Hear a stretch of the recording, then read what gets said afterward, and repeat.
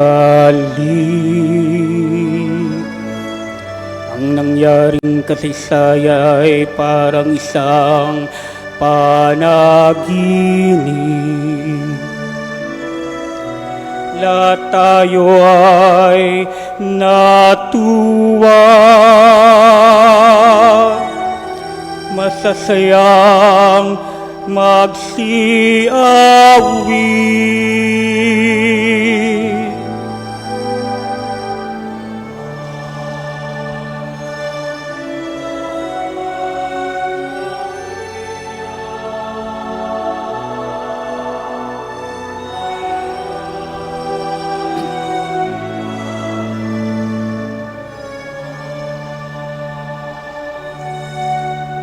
Sabi ng mga bansang nagmamasid sa paligid, ang ginawa ng Diyos nila ay dakila, anong riki. Lahat tayo ay natuwa, masasayang nagsiawi.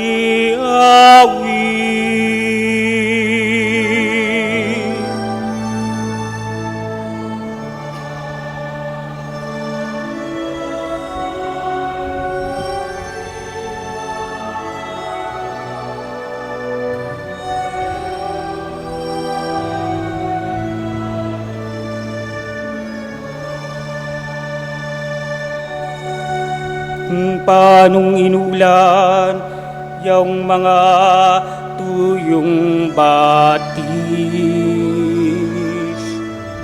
sariling bayan namin kami pun ay ibalik.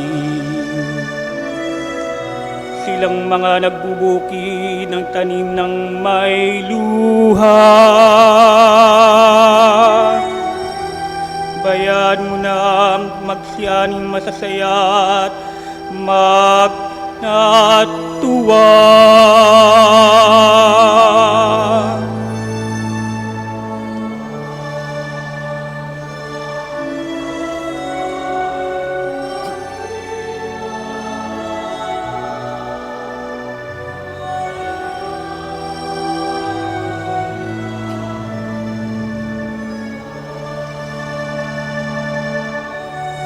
Yung mga nagsihayong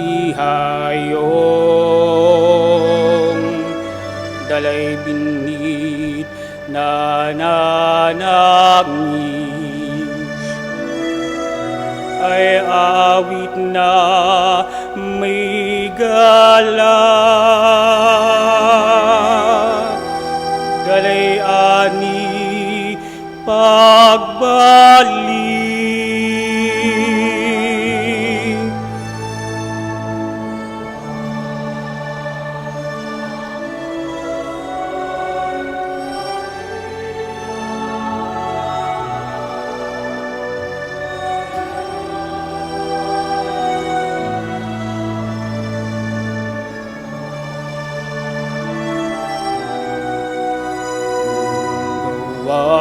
Ng Diyos ay dakila, kaya tayo'y natutuwa.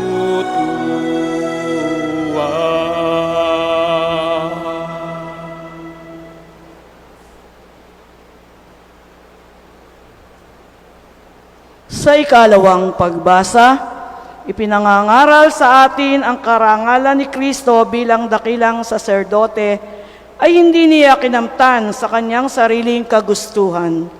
Hinirang siya ng Ama bilang saserdote magpakailanman. Ang salita ng Diyos mula sa sulat sa mga Hebreo. Ang bawat dakilang saserdote pinili sa mga tao at itinalagang maglingkod sa Diyos para sa kanila upang maghandog ng mga kaloob at mga hain dahil sa mga kasalanan. Mahinahon niyang napapakitunguhan ang mga mangmang at naliligaw ng landas. sapagkat siya'y mahina rin. At dahil sa kanyang kahinaan, kinakailangang siya'y maghandog ng hain, hindi lamang para sa mga kasalanan ng mga tao, kundi para sa kasalanan din niya. Ang karangalan ng pagiging dakilang saserdote ay hindi maaaring kamtan ni numan sa kanyang sariling kagustuhan. Ang Diyos ang humihirang sa kanya tulad ng pagkahirang kay Aaron. Gayon din naman, hindi si Kristo ang nagtaas ng kanyang sarili sa pagiging dakilang saserdote. Siya'y hinirang ng Diyos na nagsabi sa kanya, "Ikaw ang aking anak, ako ang iyong ama." Sinasabi rin niya sa ibang bahagi ng kasulatan, "Ikaw ay saserdote magpakailanman, ayon sa pagkasaserdote ni Melkisedek." Ang salita ng Diyos. Salamat sa Diyos.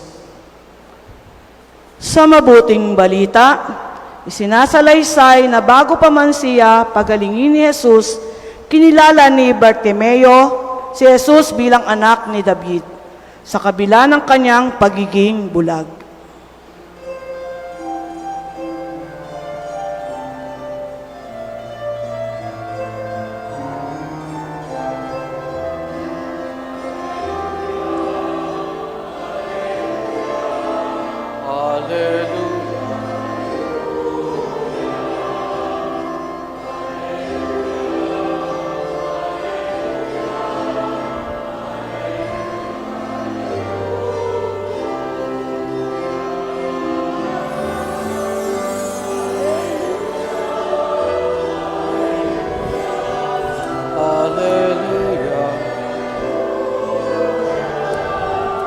Hallelujah, hallelujah, hallelujah, hallelujah.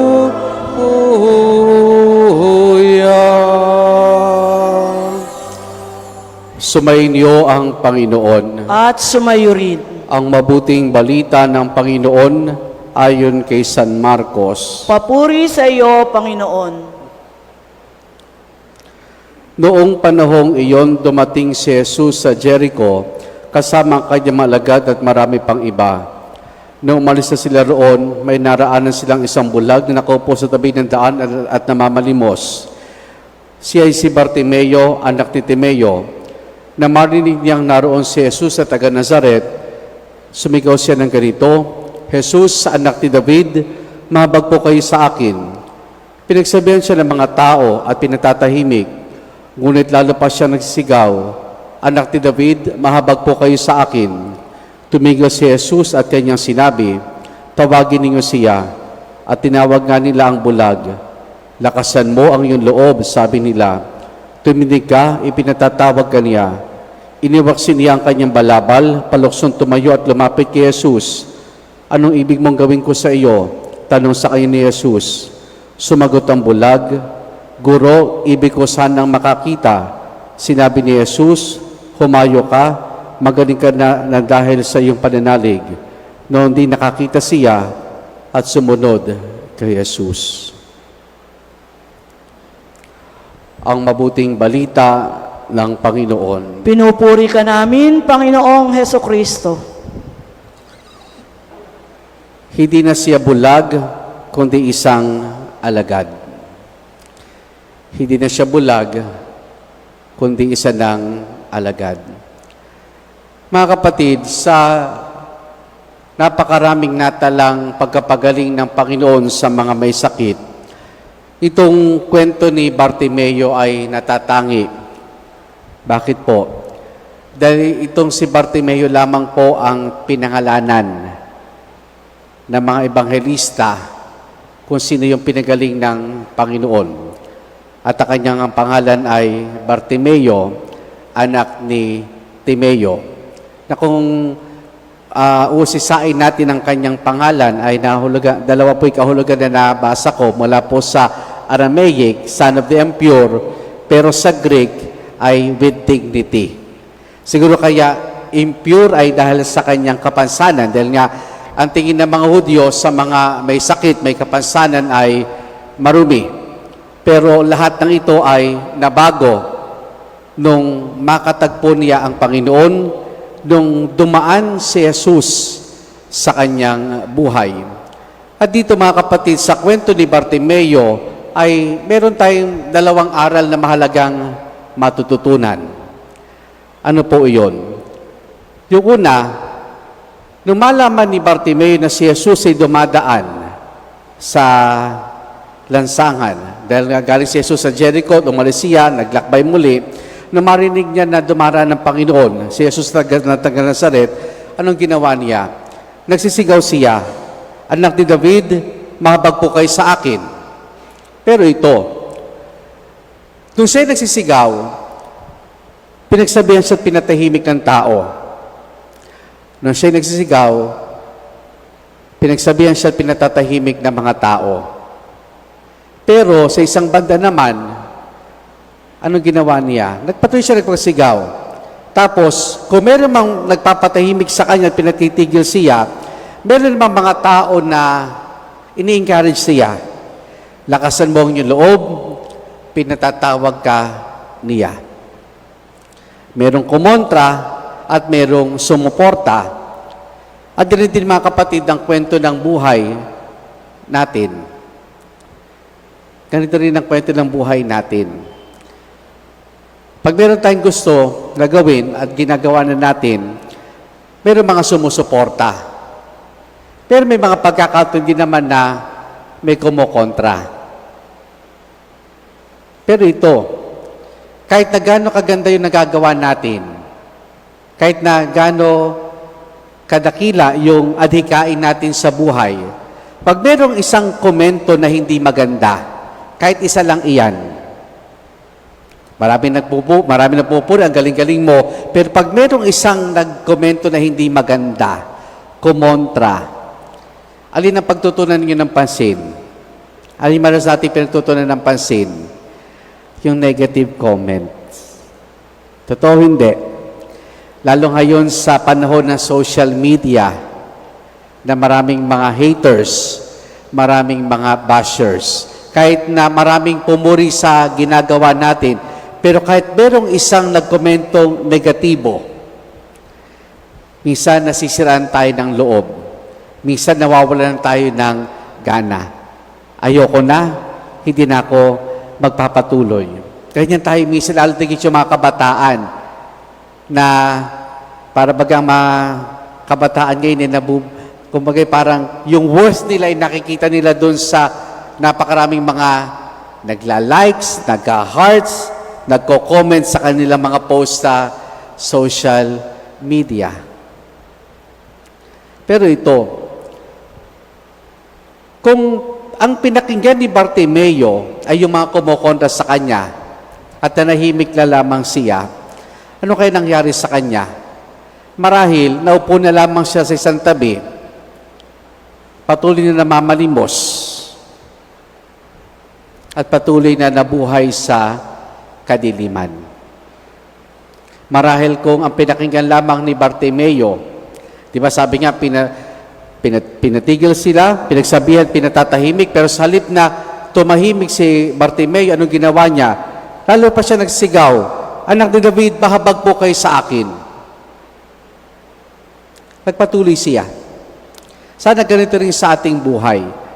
Kung alam nating maganda yung ating ginagawa, kung alam natin na tama yung ginagawa natin, at ito'y naayos sa kalooban at plano ng Diyos, kahit na napakaraming kokontra, huwag natin silang pansanin. Magpatuloy po tayo. Huwag natin silang pansinin, sa halip ay magpatuloy po tayo. Kasi ganito sa atin, we have already failed when we have failed to try. We have failed already when we failed to try.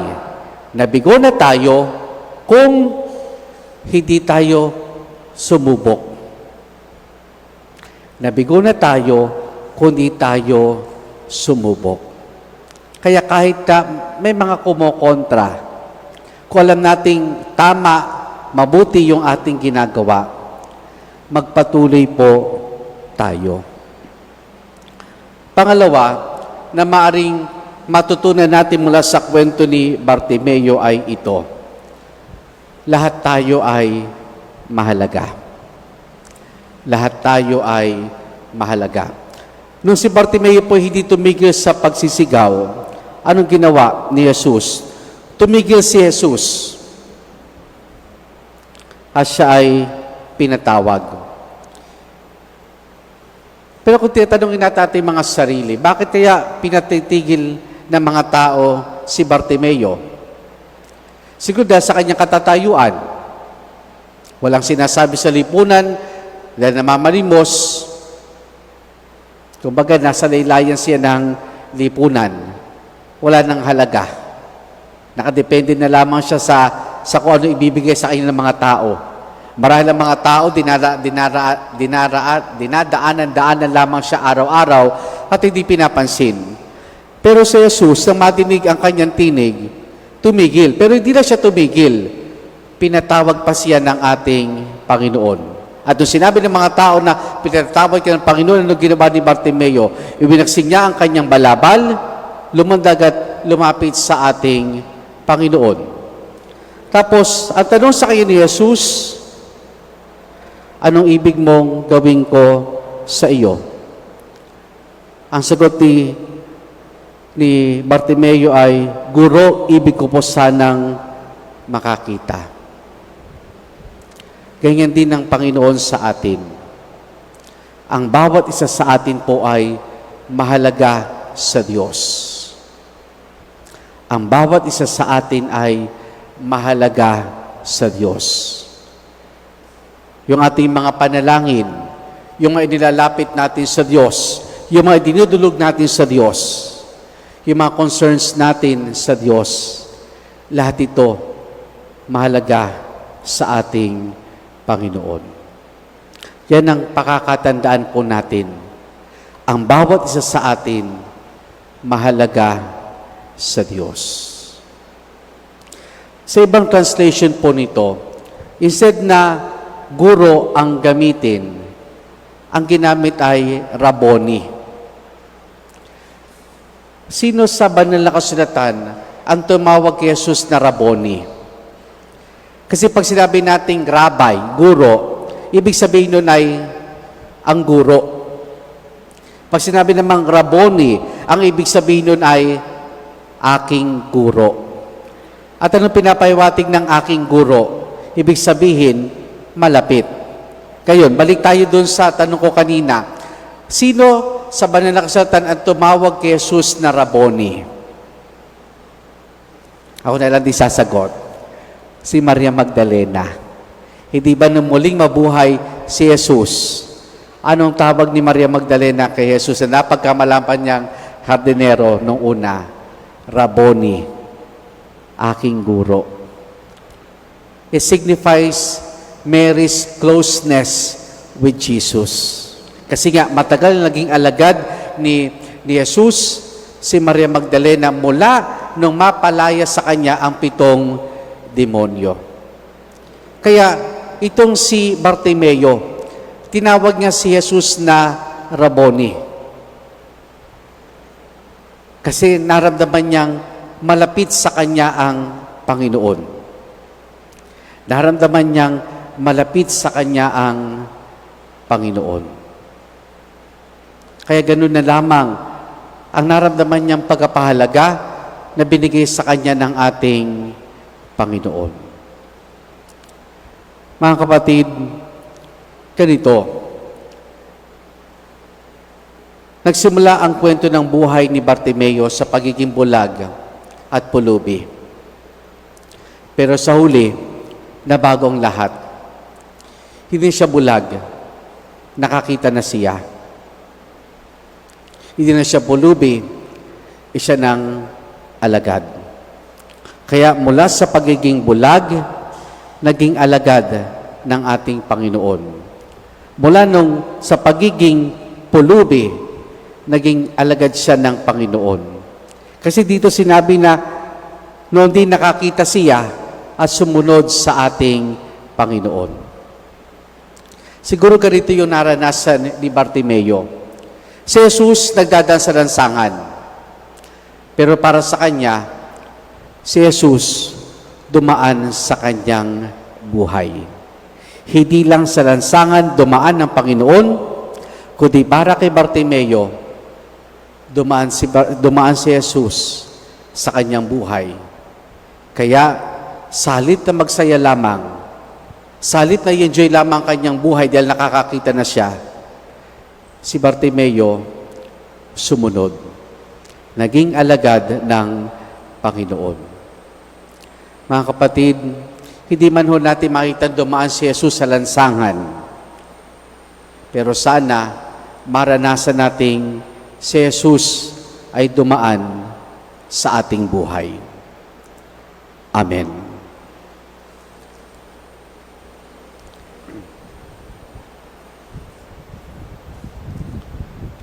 Ipahayag natin ang ating pananampalataya.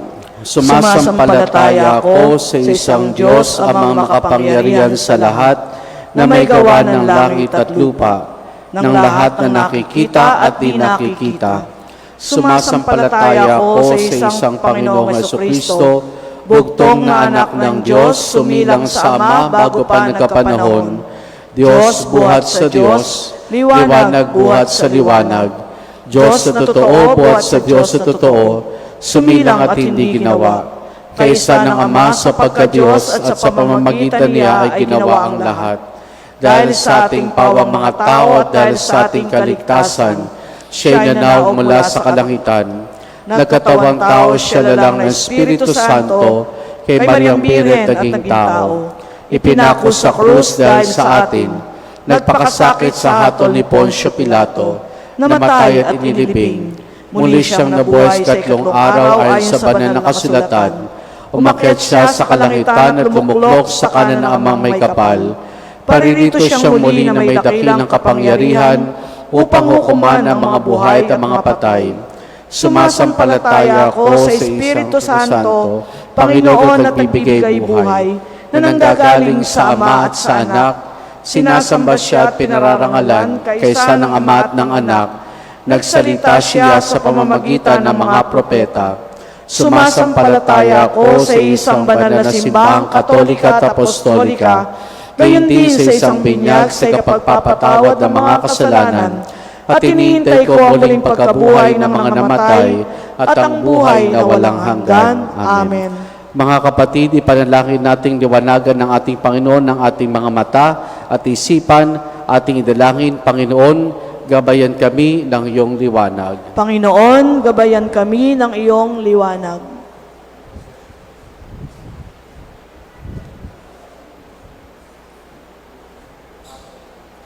Upang maihayag ng simbahan sa mga nasa kadiliman ang liwanag ng mabuting balita, dumalangin tayo sa Panginoon. Panginoon, gabayan kami ng iyong liwanag.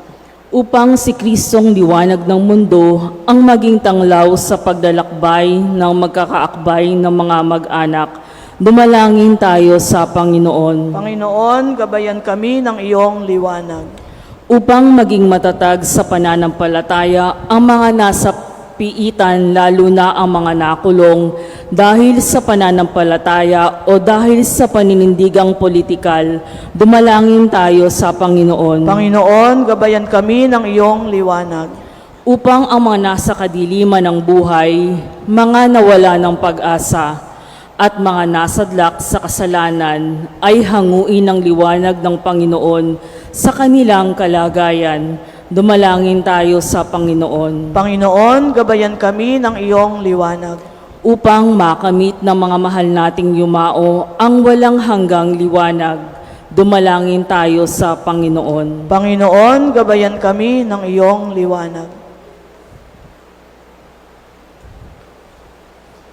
Sama rin natin sa ating pananalangin sa misang ito ang pasasalamat ni Marlon Cecil Aguilar, Jayan Louie, Jessin Lian, Jane Liu Calimon at Stephanie Flores. Para sa natatayang kahilingan ni Alexis Santos at Al Joseph Javier, para sa nagdiriwan ng kanilang kaarawan, Alfred Uy, Alfredo de la Cruz, Cheska Dison, Patuloy nating dalangin na pagbuti ng kalusugan kagalingan ni Apolinario at Ligaya Katalig, Virginia Franco, Tony Cruz, Ana Romero, Maria Cristina Laderas Manginao, Joel Bardos at Valentina Ignacio. At para sa kapayapaan ng kaluluwa ni Mamerto, Yolando, Leticia, Hilario, Rex, Alexander, Arcadia at Orlando. Ating dulog sa Diyos, iba pa nating intensyon at panalangin. Panginoong Jesus, tingin ang aming panalangin. Tanglawan kaming lagi sa aming pagtaak sa madidilim na bahagi ng aming buhay. Ikaw na nabubuhay at naghahari kasama ng Ama at ng Espiritu Santo magpa sa walang hanggan. Amen.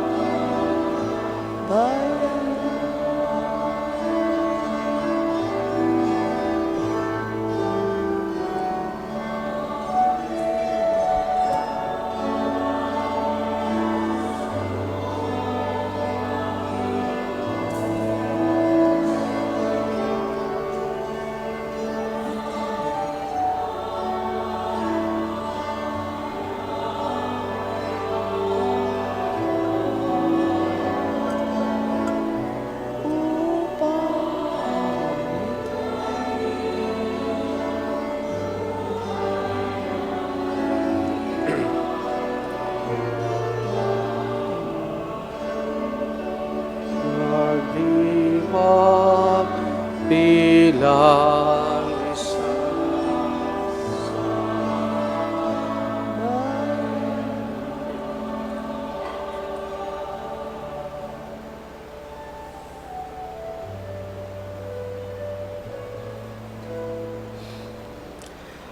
Manalangin kayo mga kapatid upang ang paghahain natin ay kalugdan ng Diyos amang makapangyarihan. Tanggapin nawa ng Panginoon itong paghahain sa iyong mga kamay, sa kapurihan niya at karangalan, sa ating kapakinabangan at sa buong sambayanan niyang banal. Ama naming lumikha, tunghayan mo ang mga alay na aming inihahain sa iyong kadakilaan, upang ang paglilingkod na aming ginagampanan ay humantong sa iyong lalong kadaranghal sa pamamagitan ni Jesus kasama ng Espiritu Santo magpa sa walang hanggan. Amen.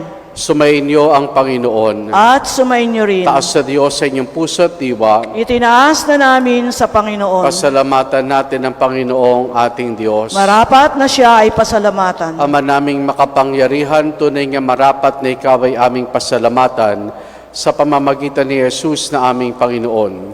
Sa dakilang pagtubos niya sa amin, ang kasalanan at kamatayang aming pasanin, ay binalikat niya upang kami palayan at maitampok sa iyong liningning. Siya nagtanghal sa amin bilang liping hinirang para at haring lingkod sa iyong kamahalan. Mula sa kadiliman kami iyong tinawag upang makasapit sa iyong liwanag. Kaya kaisa ng mga anghel, nagsisiawit ng papuri sa ng walang humpay sa kalangitan, kami nagbubunyi sa iyong kadakilaan.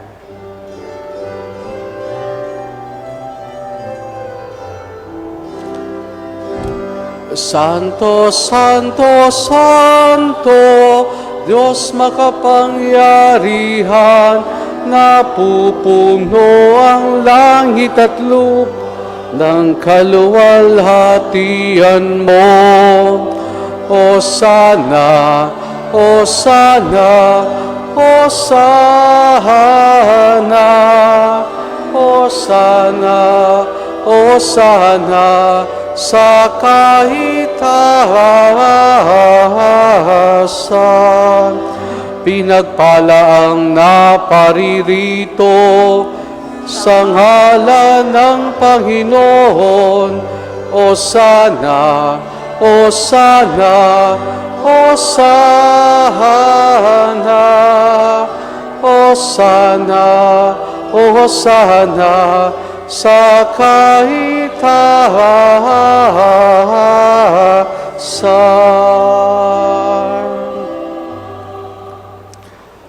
Ama naming banal, ikaw ang bukal ng tanang kabanalan. Kaya't sa pamamagitan ng iyong Espiritu, gawin mong banal ang mga kaloob na ito upang para sa amin, maging katawan at dugo ng aming Panginoong Hesukristo. Bago niya pinagtiis ang kusang loob na maging handog, hinawakan niya ang tinapay. Pinasalamatan kaniya, pinaghati-hati na yon. Iniabot sa kanya malagad at sinabi, tanggapin ninyong lahat ito at kanin, ito ang aking katawan na ihahandog para sa inyo.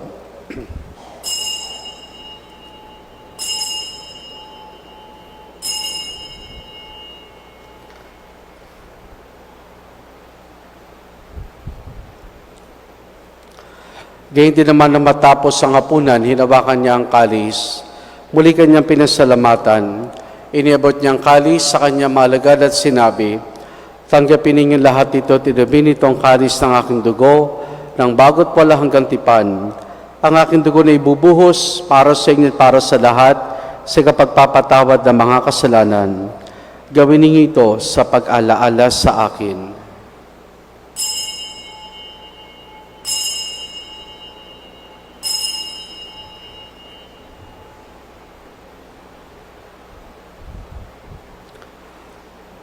Ang misteryo ng ating pananampalataya.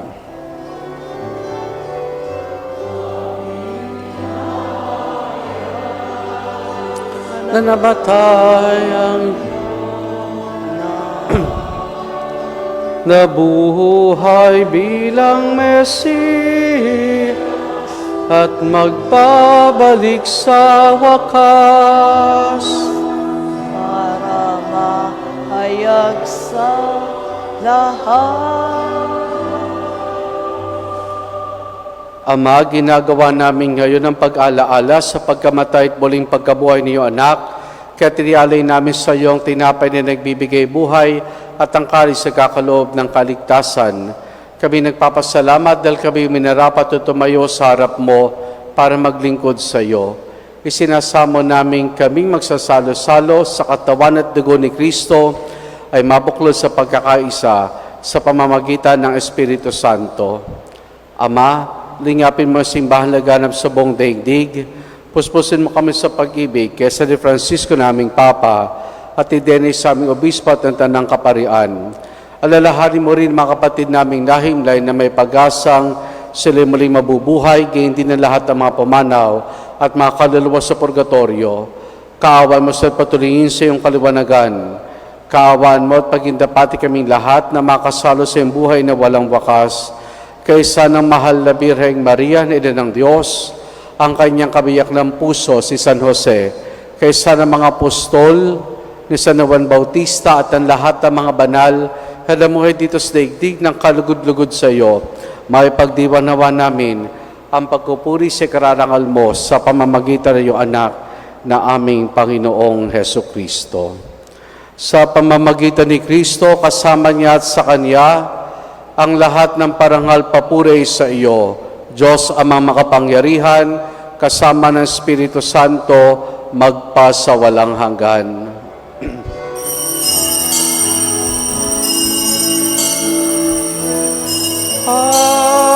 Amen.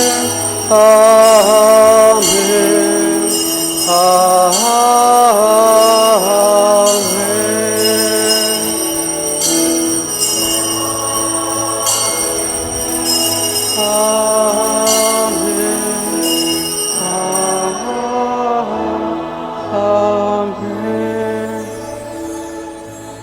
Sa tagubilin man nakagagaling na utos sa turo ni Jesus na Panginoon natin na Diyos, ipahayag po natin ng lakas loob.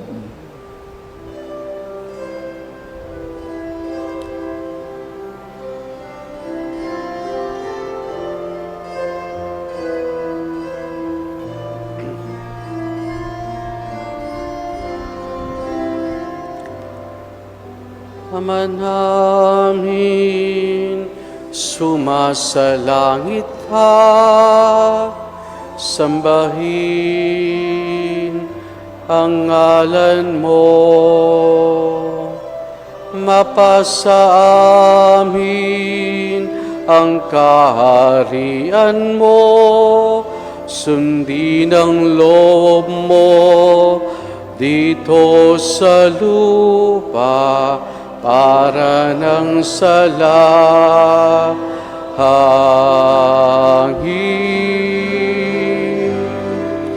Bigyan mo kami ngayon ng aming kakanin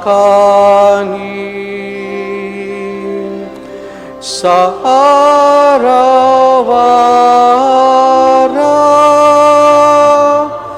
at patawarin mo kami sa aming mga sala para ng pagpapatawad namin sa nagkakasala sa amin, at huwag mo kami ipahintulot sa tukso,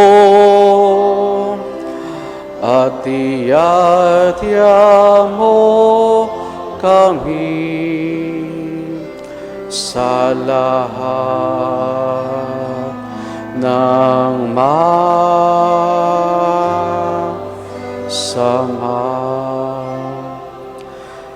Hinihiling namin kay Maria sa lahat ng masama, pagkalooban ng kapayapaan, araw-araw iligtas sa kasalanan, at ilayos lahat ng kapahamakan, samantalang aming masayang pinananabikan ang dakilang araw ng pagkapahayag ng tagapagligtas naming si Jesucristo. Sapagkat iyo ang kaharian at ang kapangyarihan at ang kapurihan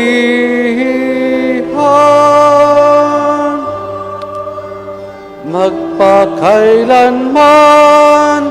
Amen. Panginoong Jesucristo, sinabi mo sa mga apostol, kapayapaan ang iniwan ko sa inyong aking kapayapaan ang binibigay ko sa inyo. Tunghayan mong aming pananampalataya at huwag ang aming mga pagkakasala. Pagkalooban mo kami ng kapayapaan at pagkakaisa ayon sa iyong kalooban, kasama ng Espiritu Santo magpa sa walang hanggan. Amen. Ang kapayapaan ng Panginoon ay lagi nawang sumainyo. At sumainyo rin. Mga kapatid, maghangad at magbahagi po tayo ng kapayapaan ni Jesus sa isa't isa. Peace be with you po.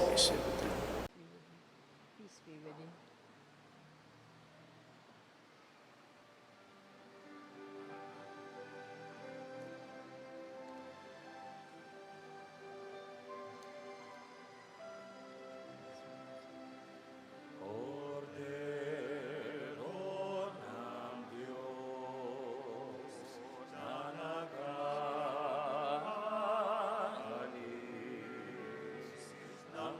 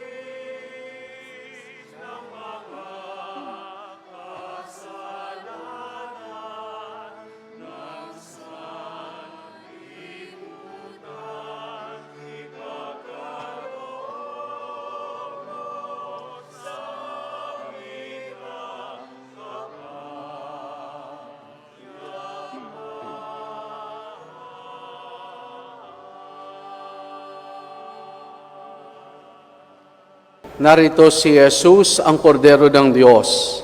Siya nagaling sa mga kasalanan ng sanlibutan. Mapalad ang mga inaanihan niya makiisa sa kanyang banal na biging. Panginoon, hindi ako rapat-dapat na magpatuloy sa iyo. Ngunit sa isang salita mo lamang ay gagaling na ako.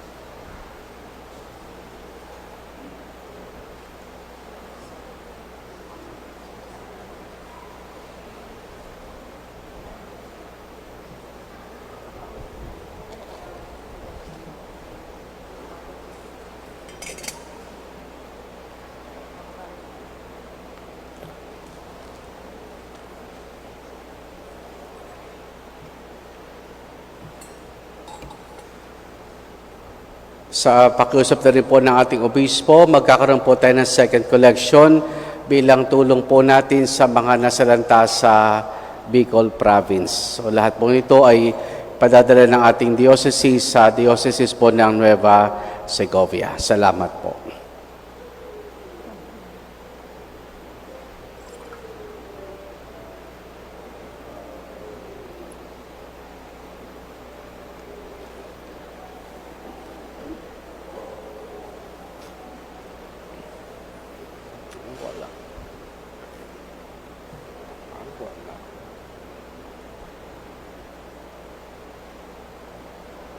Walang asherets. O sige, okay lang.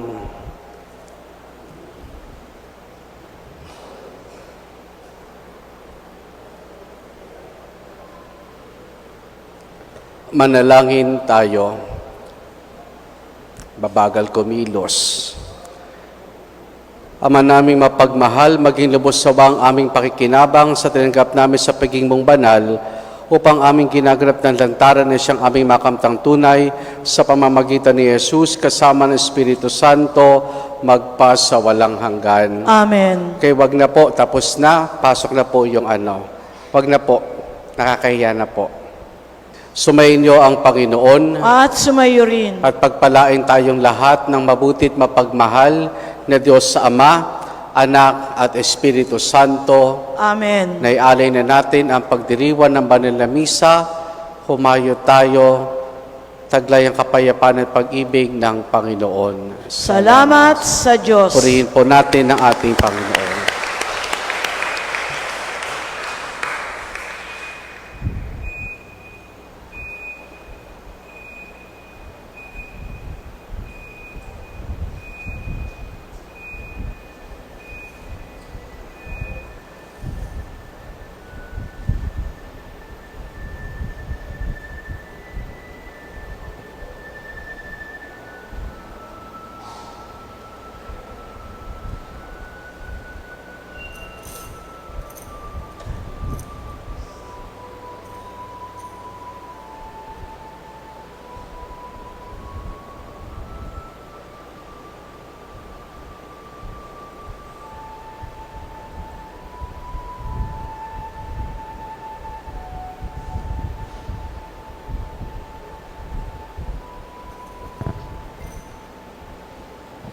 Panalangin sa mga kaluluwa sa purgatorio, alalahanin mo, Panginoon, ang iyong mga nilalang na tinubos sa iyong mahalagang dugo, Jesus, Maria at Jose.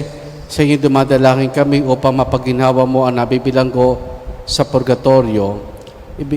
Panginoong Jesus, ang walang hanggang kapahingahan upang lumiwanag sa kanilang walang hanggang kaliwanagan.